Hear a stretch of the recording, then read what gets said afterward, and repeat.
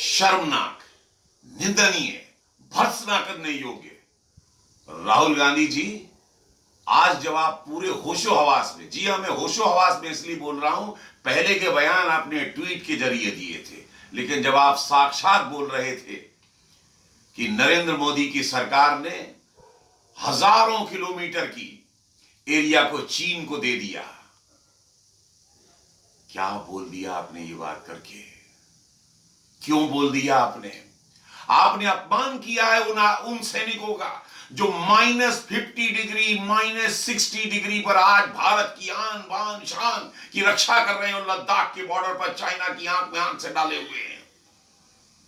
आपने उनका अपमान कर दिया, आपने देश की सेना का अपमान किया है। ये हिंदुस्तान कभी आपको माफ नहीं करेगा, और आप इसको देख चुके हैं, लगातार देख रहे हैं। नरेंद्र मोदी से आपकी वैचारिक मतभेद हो सकते हैं, राजनीतिक मतभेद हो सकते हैं, लेकिन इसका मतलब यह नहीं है कि देश के सैनिकों की जो ताकत है, जो देश के सैनिक बहादुर हैं, जो अपनी आन बान शान के ऊपर खेल जाते हैं इस वतन के लिए, आप उनको कमजोर बना के खड़ा कर दें, ये कभी माफ नहीं करेगा।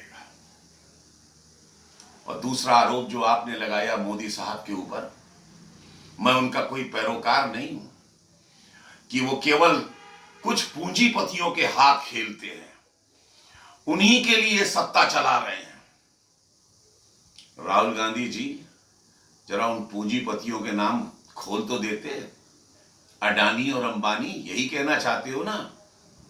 सन 89 में इसी अडानी को आपने पामोलिन का, आप ही की सरकार ने लाइसेंस दिया था, कोई वो और नहीं था। 2005 के अंदर रिलायंस को व्यापार करने के लिए, खास करके रिटेल सेक्टर व्यापार करने का लाइसेंस आपने दिया था। सन 95 के अंदर इसी अडानी को बंदरगाह का लाइसेंस आपने दिया था।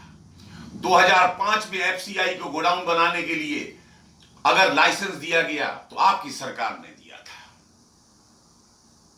2013 में जियो का लाइसेंस रिलायंस को आप ही सरकार ने दिया था। और यहां मोदी साहब तो तब चीफ मिनिस्टर भी नहीं बने थे जब अदानी उस समय 24,000 करोड़ रुपए का मालिक था। आपको शर्म नहीं आती है? कहां ले जाना चाहते हैं आप देश को?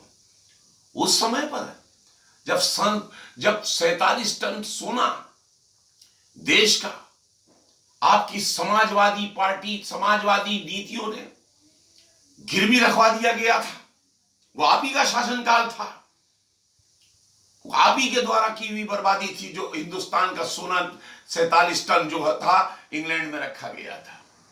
क्या कहना चाहते हो आप? वो समाजवाद लौटाना चाहते हो इन पूंजीपतियों को गाली देकर,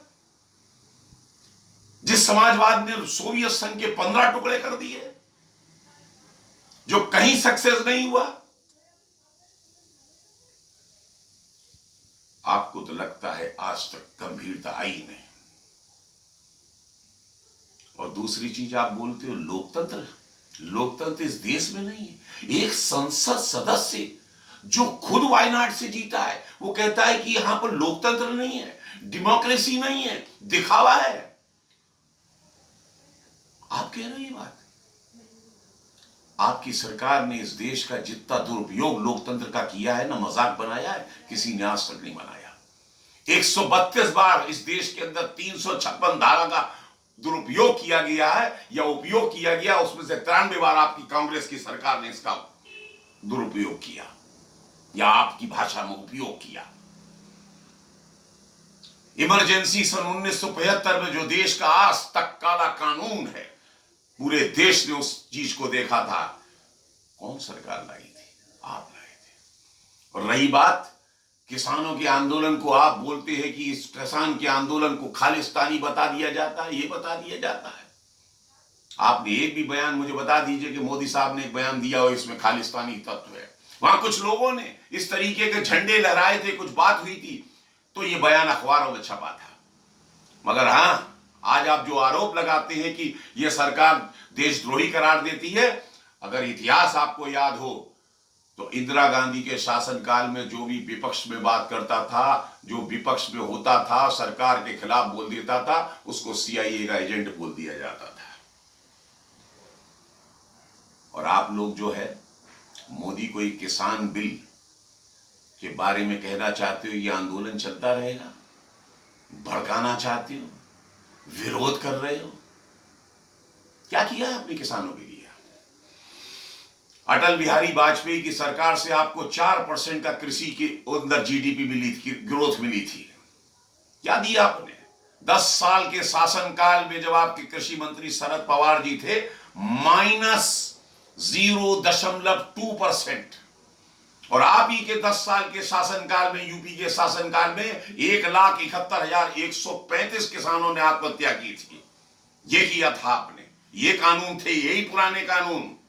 और इसी कानून से आगे जाकर सन 2019 के चुनाव में आपने किसानों से वायदा किया था कि हम प्राइवेटाइजेशन करेंगे, और जो कानून आज नरेंद्र मोदी सरकार ने लागू किया है, ये कानून हम लेके आएंगे।